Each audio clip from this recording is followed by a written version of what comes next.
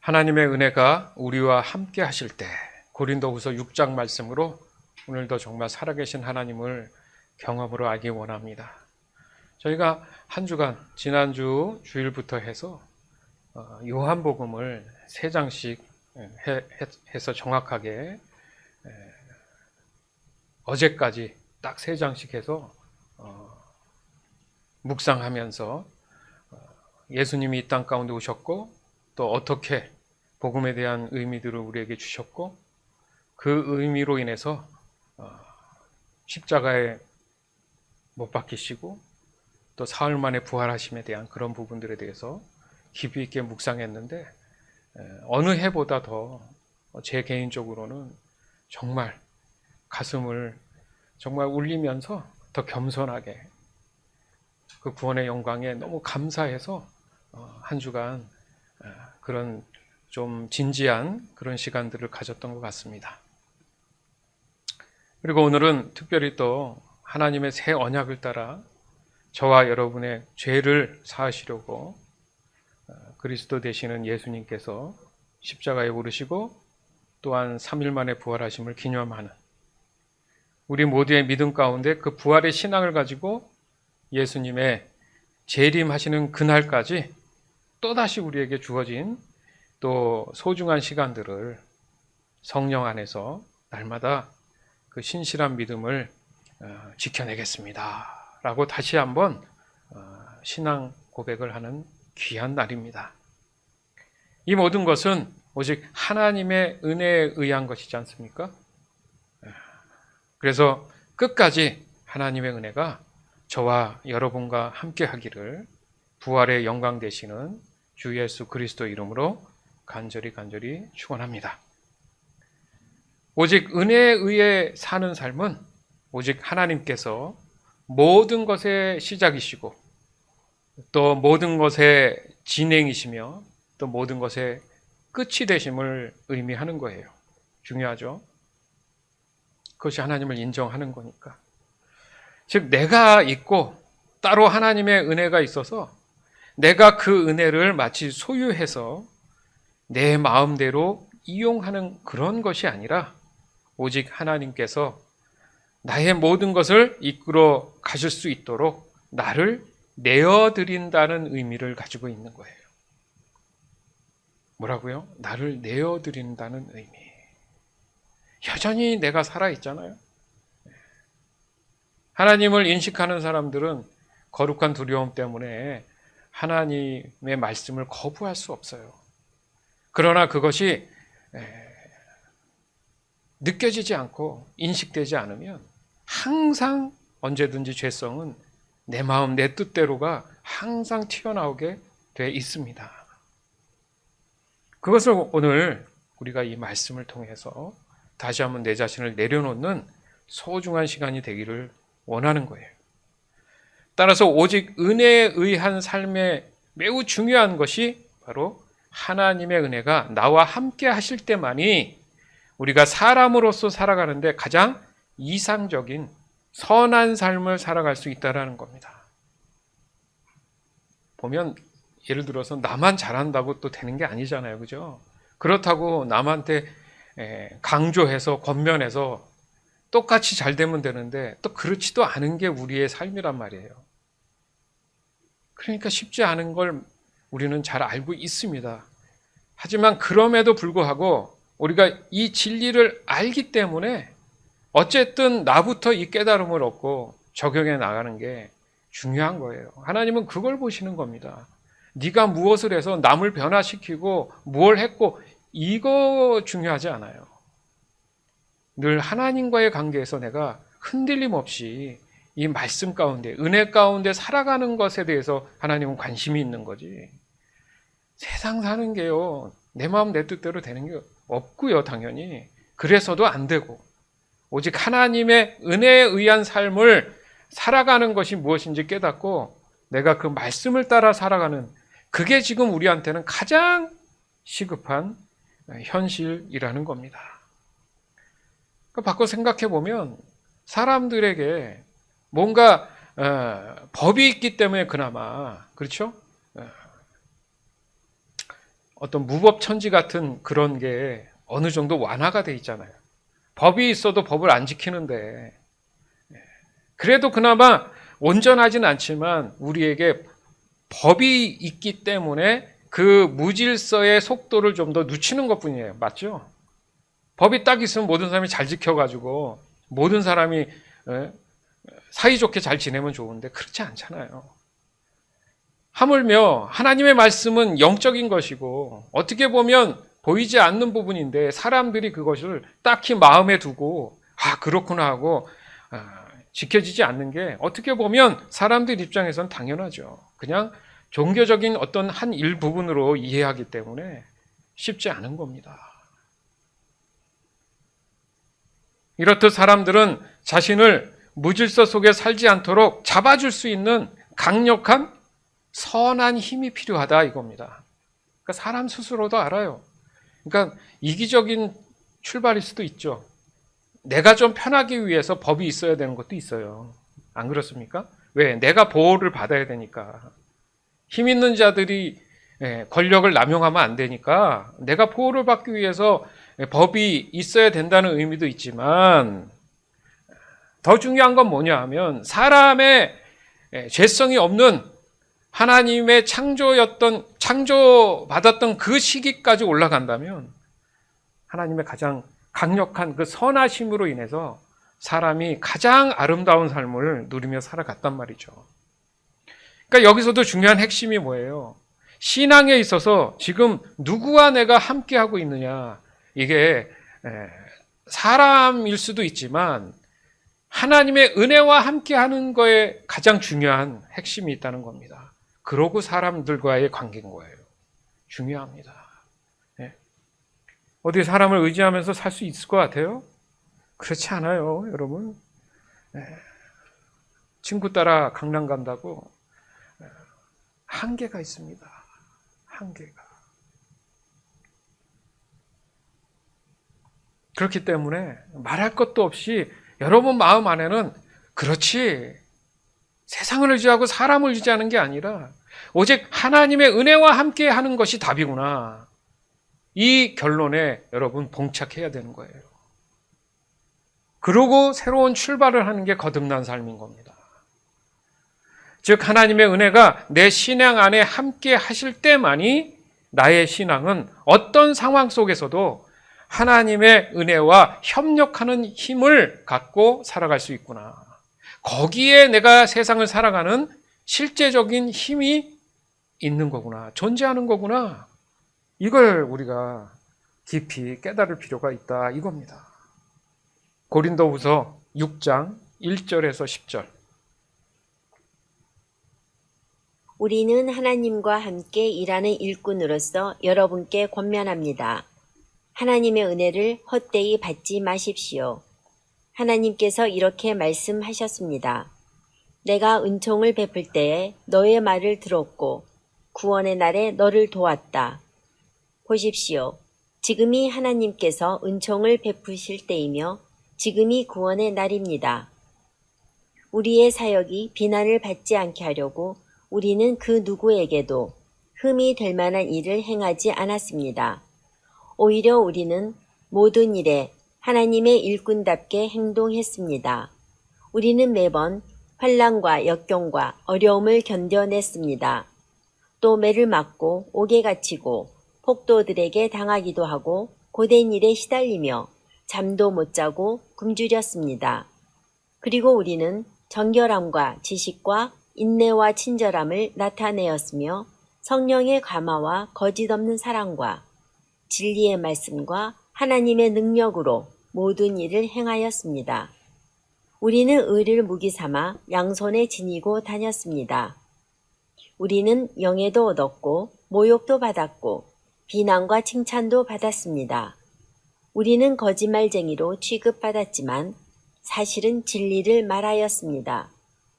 무명인 취급을 받았으나 사실은 유명한 사람들이며 죽은 자로 여겨지기도 했으나 보시는 바와 같이 우리는 살아있으며 매를 많이 맞았지만 죽지 않았습니다.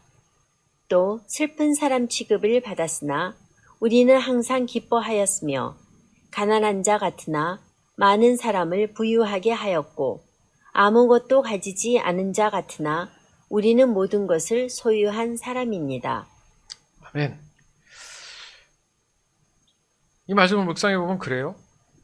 사도 바울이 지금 은혜에 대한 정확한 의미를 사실 설명하는 거거든요. 그러니까 하나님과 함께 일하는 일꾼이라는 표현을 하면서 하나님의 은혜를 헛되이 받지 마라, 이런 의미. 그러면서 내용을 이렇게 보면 여러분 일반적으로 생각하는 은혜에 대한 측면이 어디 있나요, 여기? 그렇잖아요. 뭐 매를 맞기도 하고 옥에 갇히기도 하고 폭도들에게 당하기도 하고 고된 일에 시달리기도 하고 잠도 못 자고 굶기도 하고, 이게 은혜입니까? 예? 영에도 얻은 것 같은데 모욕도 받고 비난도 있고 칭찬도 있고 거짓말쟁이라고 취급도 받고, 이게 어떻게 된 겁니까? 이게 하나님 은혜예요?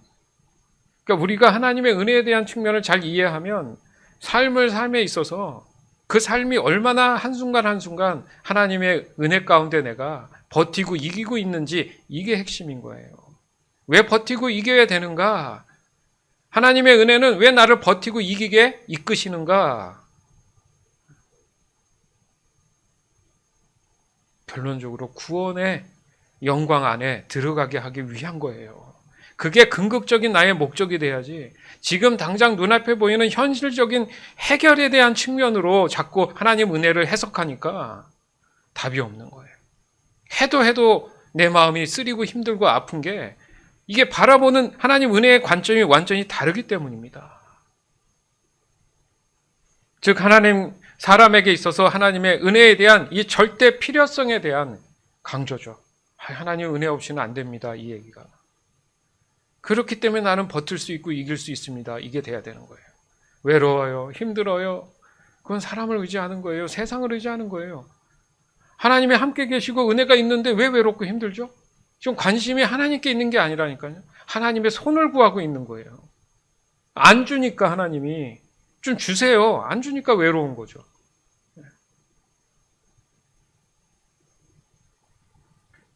다시 말해서 진정으로 사람에게 있어서의 하나님 은혜는 오직 유일한 구원의 소망이다. 여러분, 이거를 쉽게 생각하면 안 돼요. 사람이 구원받는 문제를 쉽게 생각하면 안 돼요. 이거는 너무너무 사람에게 있어서 굉장히 중요한 이슈입니다. 따라서 하나님의 은혜를 올바르게 누릴 수 있는 사람이라면 바로 사도 바울이 밝히고 있는 이 참된 신앙의 자세 또한 실로 환경의 지배를 받지 않는구나. 그러니까 환경에 지배받지 않고 자유할 수 있게 하는 것이 하나님의 은혜입니다. 뭐 어떤 문제가 어려웠는데 해결됐다 그러면 하나님의 은혜입니다. 아주 극소수, 아주 일부의 얘기인 거예요, 그건. 정말 하나님의 은혜는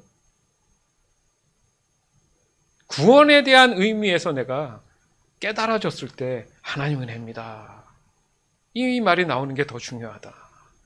그러니까 정리해 보면 그 누구에게도 흠이 될 만한 일을 행하지 않았습니다. 이거 얼마나 노력한 거겠어요? 생각해 보세요. 야, 네가 믿는 사람이야? 그리스도인이라고? 할 수 있어? 그 수모와 그런 말들, 조롱거리 이런 것들을 하나님의 얼굴에 침 뱉는 것, 하나님 얼굴을 욕들이시지 않게 하기 위해서 흠 잡히지 않으려고 얼마나 애를 쓰고 노력했겠어요? 생각을 해보세요.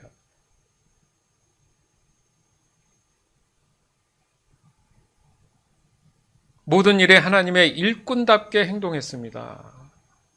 하나님의 일꾼이라는 것은 하나님과 함께하는 거기 때문에 저 사람을 보면 하나님의 사람이라고 느껴져야 되는데, 그렇게끔 행동을 해야 되는 것이 그게 쉬운 일입니까? 이게 얼마나 어려운 일이겠어요.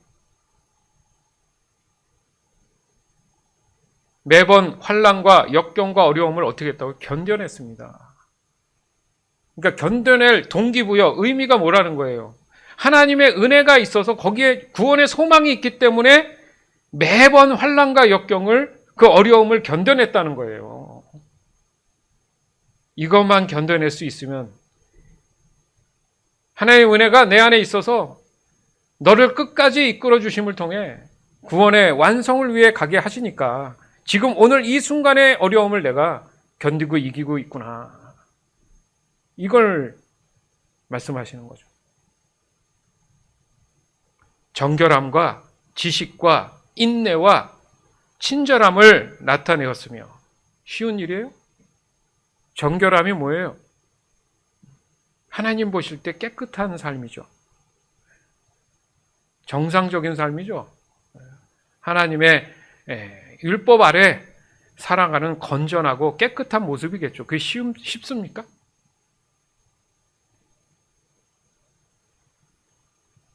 지식과 인내와 친절함을 나타냈고 성령의 감화와 거짓 없는 사랑과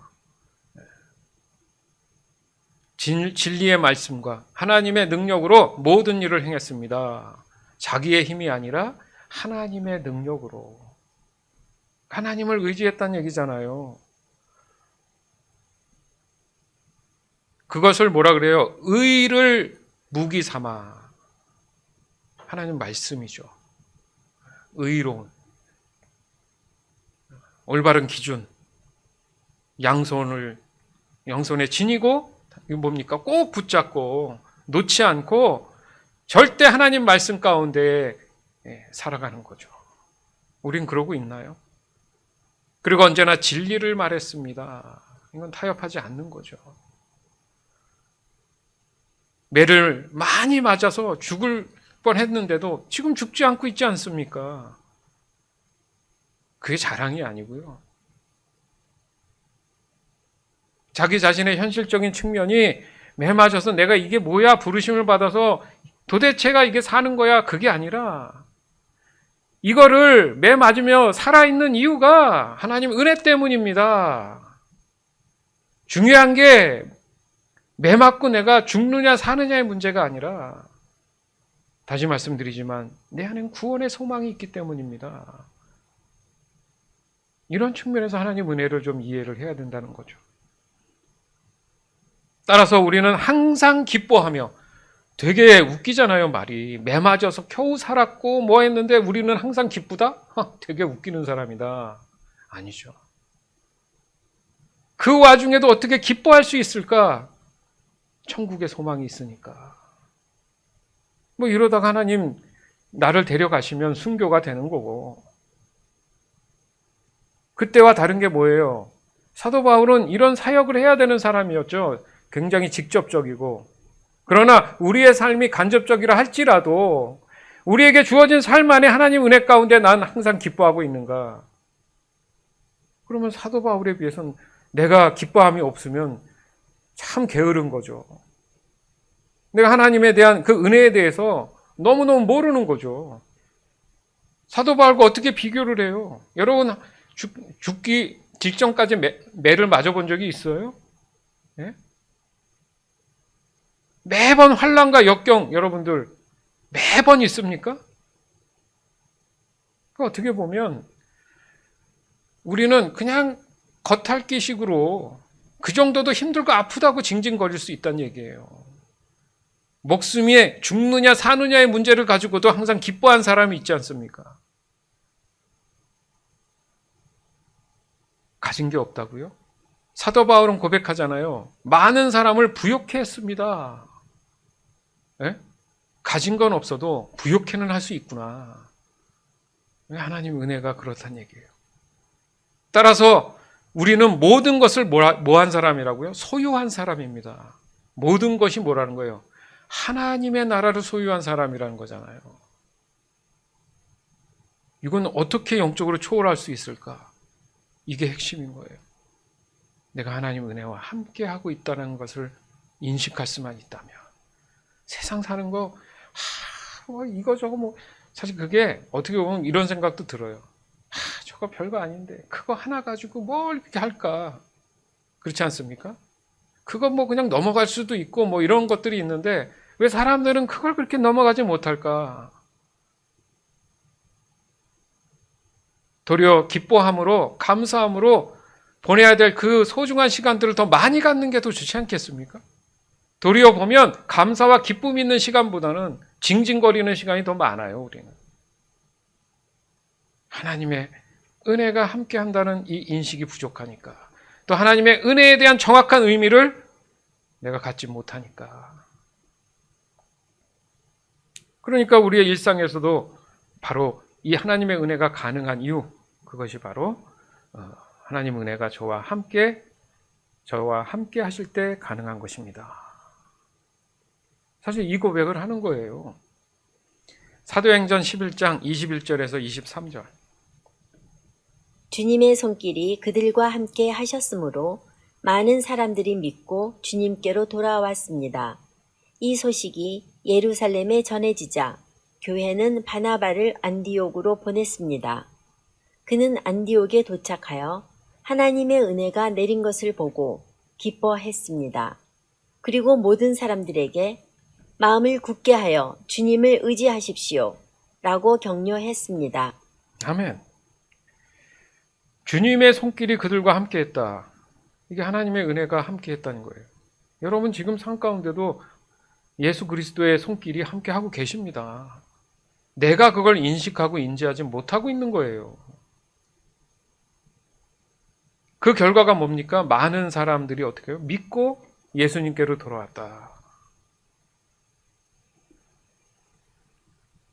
그러니까 하나님의 은혜가 내리는 것을 보고 와, 이게 눈에 보였나? 마음에 느꼈죠. 그들을 보면서 하나님의 은혜가 거기 있음을 느낀 거예요, 마음으로. 그러고 나니까 어떻게 해요? 이제 사도 바울이 어떻게 그 어려움을 견뎌낼 수 있을까에 대한 결과죠. 모든 사람들에게 하나님 은혜가 당신한테 임했어? 그러면 여러분의 삶 가운데 마음을 굳게 해서 더욱 예수님을 의지하세요. 이 얘기한 거예요. 무슨 말이에요? 예수님이 없었는데 그 사람 마음 안에 예수님이 함께 하시니까, 하나님 은혜가 함께 하니까 그거 의지하세요. 무슨 말입니까? 붙잡고 놓지 마세요. 여러분의 촘촘한 삶 가운데에도 어떤 일이 뭐가 있을 때마다 이 말씀을 기억하면 좋습니다. 내 안에 예수님이 계시지? 예수님을 더 의지합니다. 이게 습관이 안 되면요, 잘 안 돼요. 그러니까 늘 반복하라는 얘기예요. 계속 끊임없이 되새기면서 하라는 거예요. 말씀에 사람의 어떤 것이든 선한 것이 없다고 말씀하세요. 어떻게 보면 다 착한 척인 거예요. 자기 의를 위한 만족이지 정말 진심의 선함이 없다는 거예요. 왜요? 선함이 없다는 것은 똑같은 말이 그 사람 안에 하나님이 없다, 똑같은 말이에요. 하나님이 선이시니까. 선함이 없다, 하나님이 없다, 같은 말이라는 거죠. 그러나 그 사람 안에 하나님의 은혜가 있다는 것은 선함이 있다는 거잖아요. 그러니까 그 사람은 선한 삶을 살아갈 수 있는 그런 기회가 제공된 거지 않습니까? 그러나 아까도 말씀드렸지만 그게 바로 되냐고요. 앞에 서 있는 저도 잘 안 되는 경우 많아요. 그렇지만 이 말씀을 돌아보면서 돌이킬 수는 있어요. 어떤 사람은 이걸 돌이킬 수 있는 그런 걸 모르잖아요. 그러나 적어도 저와 여러분은 돌이킬 수 있잖아요. 이거였지, 저거였지. 그게 감사라는 거예요. 그게 은혜라는 겁니다. 그게 바로 주님을 의지하십시오. 마음을 굳게 해서 흔들리지 말라는 거잖아요. 왜? 앞으로 그런 일이 또 일어날 거니까 마음을 단단히 먹고 당신 안에 하나님 은혜가 있으니까 더 예수님을 의지하세요. 맞잖아요. 이게 솔직한 고백이죠. 따라서 오늘 이 시간 저와 여러분 안에 부활하신 예수님의 손길이 함께할 줄 믿습니다. 함께하고 계심을 믿습니다. 아멘. 그 결과로 나타나는 것이 믿고 예수님께 돌아오게 된다. 그래서 이 자리에 우리가 나와서 이 귀한 부활주의를 기념하면서 예수님의 손길을 다시 한번 확인하는 소중한 시간이라는 거예요. 아멘. 얼마나 감사한 일입니까? 또한 하나님의 은혜가 저와 여러분과 함께하고 있음을 마음 굳게 해서 더 예수님을 의지하시기를 주 예수 그리스도의 이름으로 다시 한번 축원합니다. 따라서 하나님의 은혜에 대한 진정한 의미를 깨닫는다면 여전히 저와 여러분 안에는 예수님의 손길 안에 거하고 있다라는 거 다시 한번 확인하시기 바래요. 자, 그러면 이 손길만 그렇구나. 자, 이제 본격적으로 그러면 하나님의 은혜와 함께 할 때 그러면 도대체 나는 저와 여러분은 뭘 할 수 있을까? 우리가 늘 나누었지만 이 또한 성령 하나님이 그 사람 안에서 분명히 무엇을 할지를 감동을 주실 거 아닙니까? 그러면 우리가 할 수 있는 게 뭐라고요? 순종이죠. 순종. 오늘은 그걸 세 가지로 좀 본다면 그런 사람 마음 안에 첫 번째 일어나는 게 뭐냐? 먼저 하나님의 은혜에 감사하는 마음을 주십니다. 성령께서. 네, 중요해요. 왜요? 하나님은 이미 사람을 창조하실 때 하나님께 감사와 경배와 영광을 높여드리도록 창조되었어요. 그것이 곧 삶의 하나님을 전적으로 예배하는 그런 사람으로 창조되었다는 얘기입니다. 이제 그게 회복되는 거죠. 그러니까 늘 마음 안에 감사한 거예요. 다행이다. 어떻게 보면 다행이다. 내가 세상과 구별돼서 하나님의 선하심을 따라 살아가는 게 너무 감사하고 다행이다. 그래, 흔들리지 말아야지. 더 굳건해야지. 따라서 자신이 지금 하나님의 은혜가 함께하고 있다는 것에 대한 자연스러운 반응으로 감사가 먼저 나온다는 거예요. 그러니까 그렇지 않고 감사가 없는 사람이면 그건 모르겠어요. 결코 하나님의 은혜가 그 사람과 함께하고 있지 않다고 보는 거예요. 자꾸 감사가 사라지면 내 마음이 메말라지는 거잖아요. 네. 늘 그래요. 결과적으로 보면 항상 감사가 넘치는 사람은 하나님의 은혜가 거기에 항상 있어요. 그 사람 어떤 삶의 어떤 부분도 그러니까 잘 된다 이렇게 얘기하면 또 뭐가 내가 필요에 대한 게 채워진 그런 의미가 아니라 이 잘됨은 그 사람 마음 안에 믿음이 더 굳건해져서 무엇을 하던 간에 그 마음 안에 기쁨과 평안이 있다. 그 잘됨을 얘기하는 거예요. 마음이 여유가 생기는 거죠. 그래 괜찮아. 즉 하나님의 은혜는 하나님의 주권적인 임재다. 우리가 지난주에 나눴어요. 그러니까 사람 자신이 선택할 수 있는 그 영역이 아니라는 거예요.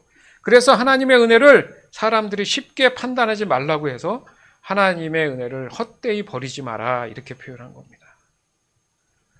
두 번째는 하나님의 새 언약의 성취를 위해 나의 모든 삶을 하나님과 동참하게 해 주십니다. 그러니까 내가 하는 게 아니라 성령께서 동참하게 이끌어 주신다는 거예요. 즉 하나님의 전적인 은혜 안에는 분명히 목적이 있죠. 그죠? 즉 하나님은 사람으로 하여금 함께 그 은혜를 누리시길 원하는 거예요. 사실 이게 핵심이죠. 그러나 이 또한 이미 사람들은 에덴 동산의 관리자로 분명히 창조하신 것을 우리가 창세기에 보면 나타나 있지 않습니까? 따라서 하나님의 은혜가 함께 한다는 것은 그다지 사실 새로운 놀라운 사실은 아니에요. 그러나 하나님을 만나고 보니까 나는 그렇게 창조된 사람이었구나라고 정체성을 깨닫게 되고 이제 그런 삶을 살아가는 그런 영적인 마음을 갖고 살아가는 그런 모습으로 변화된다는 거죠. 갈다님 안에서 결국은 원래 사람과 하나님과의 관계에 대한 회복을 말씀하신다 이겁니다. 회복. 세 번째는 하나님과 친밀한 교제 가운데 머물러 있게 한다. 이게 이제 우리한테는 가장 현실적인 문제죠. 그러니까 살아가는 데 있어서 현실적으로 하나님과의 친밀한 그 관계 속에서 하나님과의 교제, 말씀과의 그런 관계에서 내가 늘 기도하는 거, 예배하는 거 이런 모습을 갖추면서 살아가는 거죠. 우리가 일상에서 에너지를 어디서 충전합니까? 그렇죠? 먹는 거라든지 아니면 여러 가지 활동이나 이런 것을 통해서 그죠? 공부를 한다든가 하여튼 간에 운동을 한다든가 이런 측면의 삶이 있잖아요. 그러니까 거기서 에너지를 얻는 거예요, 사람은. 그죠? 자세히 생각해 보세요. 그 에너지를 나한테 흡수를 해서 그걸 가지고 내가 또 힘을 내서 사는 것처럼 하나님과의 친밀한 교제의 삶은 늘 하나님 말씀에 젖어서 거기서 영적인 에너지를 가지고 내가 신실한 삶을 살아가는 걸 유지해 나가는 거예요. 즉 세상과의 구별된 영적인 상태 가운데 살아가는 자세를 말한다. 다시 한번요. 세상과의 구별된 영적인 상태 가운데 살아가는 것을 말씀하신다. 친밀한 교제의 의미는 늘 하나님의 은혜가 함께 하신다. 이거와 동일한 말입니다. 이게 반드시 기억하시기 바라요. 따라서 그런 사람의 눈으로 보는 것, 말하는 것, 행동하는 것, 이 모든 것은 반드시 하나님의 성품으로 구성되어 있다는 거 여러분 아십니까? 이 모든 창조의 여러분 결과물이 지금 다 하나님의 성품에서 나왔잖아요. 그래서 늘 성령님이 주시는 거룩하고 구별된 영적 부담감으로 매사에 내가 적용하거나 그것으로 인해서 순종하면서 그 열매들을 내가 맺히게 되고 열매를 취하게 되는 그런 결과를 가져온다는 거죠. 그러나 세상의 죄는 그런 사람들을 더욱 어떻게 해요? 괴롭힙니다. 네. 가만히 두지 않아요. 명심하세요. 그 지면 안 된단 말이죠. 어떤 이유든 그 사람의 가장 약한 부분을 집요하게 건드릴 겁니다. 그렇게 되면 자신뿐 아니라 주변 사람들까지도 미혹에 빠지게 한다는 거죠. 고린도후서 6장 14절에서 18절. 믿지 않는 사람들과 멍에를 함께 매지 마십시오. 의로운 것과 불의한 것이 어떻게 짝이 될 수 있겠으며 빛과 어둠이 어떻게 사귈 수 있겠습니까? 그리스도와 벨리알이 어떻게 화목하게 지낼 수 있으며 믿는 사람과 믿지 않는 사람 사이에 무슨 공통점이 있겠습니까? 하나님의 성전과 우상이 어떻게 어울릴 수 있겠습니까? 우리는 살아계신 하나님의 성전입니다. 하나님께서도 이렇게 말씀하셨습니다. 내가 그들 가운데서 살고 그들 중에 다닐 것이다. 나는 그들의 하나님이 되고 그들은 나의 백성이 될 것이다. 그러므로 너희는 그들에게서 나와 구별되어라. 깨끗하지 않은 것은 손도 대지 마라. 그러면 내가 너희들을 받아줄 것이다. 나는 너희 아버지가 되고 너희는 나의 자녀가 될 것이다. 전능하신 주님께서 말씀하셨습니다. 아멘. 하나님 왜 나를 안 받아주시죠? 예수님 왜 나를 그렇게 생각해 주시지 않죠? 왜 그렇다고 말씀하세요? 그들에게서 나와서 구별되라. 그들이 뭡니까? 세상에 있는 죄에서 깨끗하지 않은 것에는 손도 대지 마라. 그렇게 했을 때 내가 너희를 받아줄 것이다. 과연 나는 세상으로 나와 구별되어 있는가? 하나님 말씀 가운데 내가 그 선함을 가지고 살고 있는가? 여전히 아직도 남들 모르는 죄 가운데 살아가는가? 하나님이 받아줄 수 있는 그 은혜에 대한 요건입니다. 하나님이 돈을 달라 그래요? 네? 하나님이 어디 가서 노동을 하라 그럽니까? 마음. 그게 정말 온전하고 하나님이 주시는 복된 삶을 누리게 해 주신다고 한다면 왜 안 될까? 그거예요, 지금.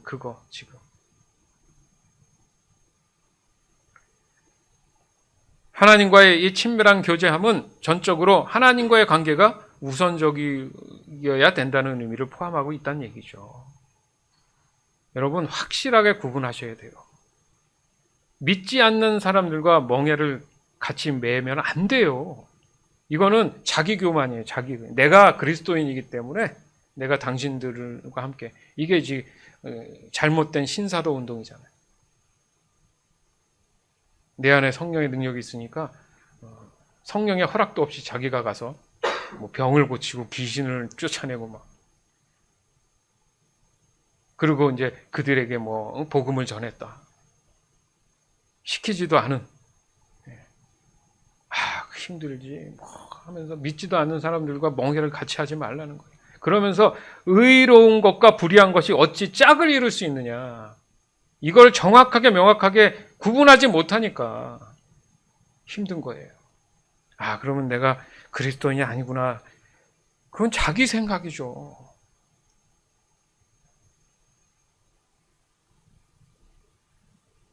그러니까 결국 하나님과의 친밀한 교제 반대말은 뭐 쉽게 생각할 수 있죠. 세상과의 친밀한 교제죠.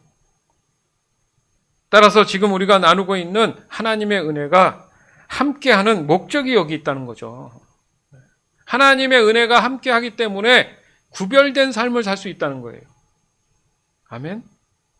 하나님의 은혜가 내가 함께함을 내가 인식하지 못하면 구별된 삶을 살 수가 없어요. 이리저리 왔다 갔다 다니고 세상 쫓아다니고 사람 쫓아다니고 물질 쫓아다니고 어떻게 그런 사람이 하나님의 은혜가 있다고 얘기합니까? 할 수 없죠. 즉 사람의 구원은 죄된 세상으로부터 불러내시고자 한 거다. 이게 에클레시아 교회잖아요. 세상으로부터 불러냈다. 그 다음으로 오는 것이 하나님의 은혜 안에 돌아온 그런 회복이 되는 것이기 때문에 하나님의 사람으로 회복된 그 사람은 세상과 더불어 살아가는 것이 아니라 엄밀히 말하면 세상과 구별된 상태인 하나님의 은혜 안에서 보호받으면서 더 이상은 세상의 죄에 물들지 않는 그런 상태를 유지하면서 살아가는 거예요. 믿으시기 바라요. 이거 정확히 정리해 드린 거예요.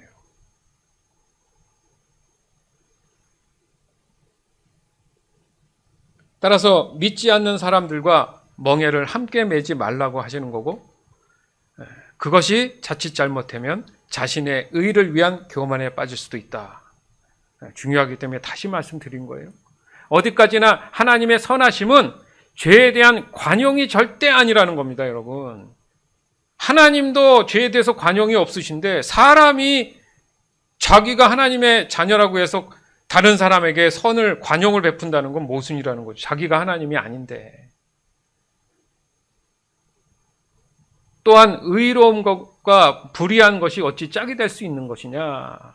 이게 확실한 예가 그 다음 거예요. 빛과 어둠이 사귈 수 없다. 이 얘기가 뭐냐면 만날 수 없다는 거예요. 그러니까 사귐은 만남이죠. 만날 수 없다는 얘기예요. 맞죠?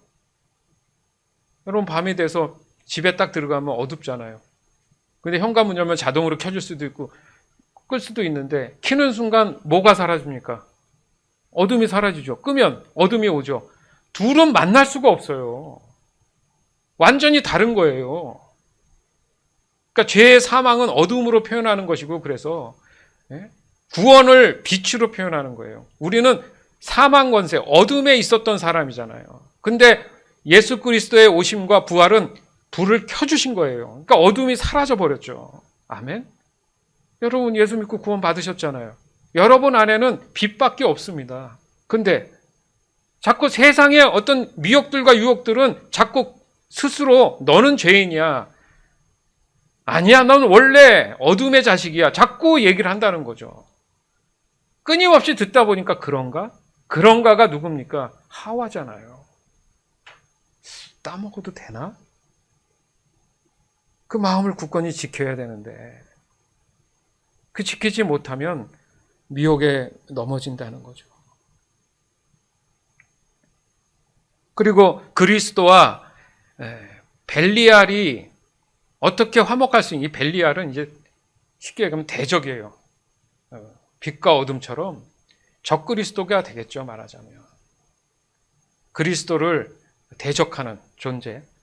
어떻게 함께 화목하느냐. 이 화목이 영어 성경에 보면 하모니로 돼 있어요. 하모니. 하모니는 조화잖아요. 조화. 이게 어우러지면 우리가 노래할 때도 이렇게 불협화음 안 나고 이 조화 맞는 그 음정들이 있지 않습니까? 그건 들으면 너무 아름답죠. 불협화음이라는 거예요. 그러니까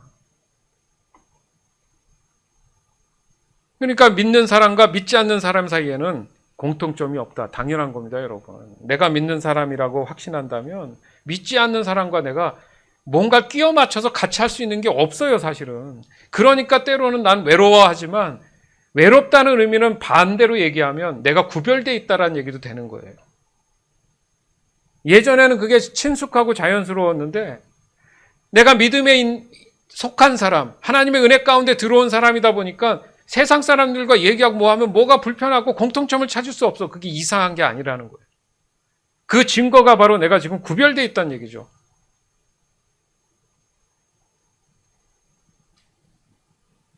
따라서 하나님의 성전과 우상이 어떻게 어울릴 수 있느냐? 그래서 하나님이 두 주인을 섬길 수 없다. 왜요? 너가 바로 걸어다니는 성전이다. 이렇게 지금 말씀하셨으니까. 그 안에는 우상이 들어올 수 없죠, 당연히. 이는 저와 여러분이 지금 하나님의 은혜가 함께하고 있다면 이미 그 마음 안에 살아계신 하나님의 성전이 임재해 계신 거라는 얘기죠. 그래서 죄된 세상에서 볼 때는 그 사람이 하나님의 은혜가 함께하고 있음을 알기 때문에 집요하게 더 힘들게 하는 거예요.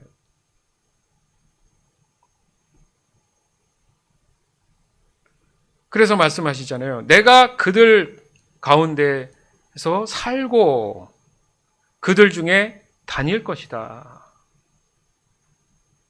나는 그들의 하나님이 되고 그들은 나의 백성이 될 것이다. 그러므로 너희는 그들에게서 나와 구별되어라. 깨끗하지 않은 것에 손도 대지 마라. 그러면 내가 너희들을 받아줄 것이다. 나는 너희 아버지가 되고 너희는 나의 자녀가 될 것이다. 라고 진리를 말씀하시는 거예요. 아멘.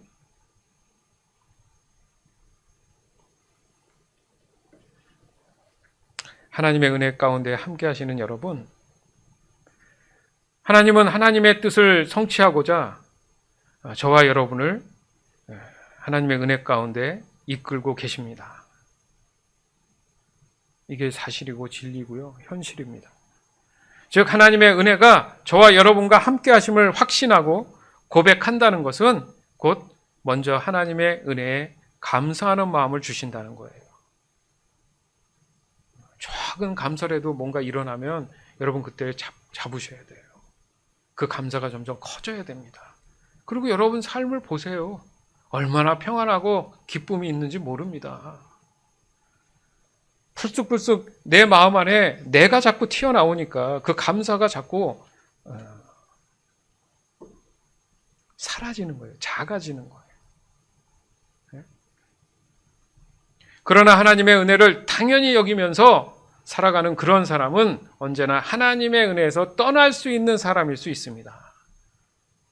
나는 부족하고 하나님이 날 창조했기 때문에 뭐 하나님이 알아서 은혜 주시고 뭐 당연히 내가 그 은혜를 누리는 거 아니야? 뭐 이런 사람도 있겠죠. 그럼 그런 사람은 살다 보면 뭐야 이거 뭐 하나님 은혜 있다며? 없네? 하고 하나님의 은혜 가운데 떠날 수도 있는 거라는 얘기죠. 은혜를 잘못 아는 거잖아요. 감히.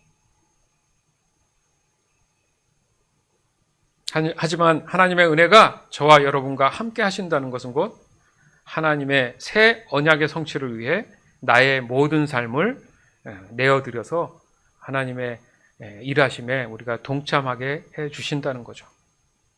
또한 하나님의 은혜가 저와 여러분과 함께 하신다는 것은 곧 하나님과 친밀한 교제 가운데 머물게 해 주시는 겁니다. 이게 아까도 말씀드렸지만 우리의 실제적인 삶이 돼야 된다는 거죠.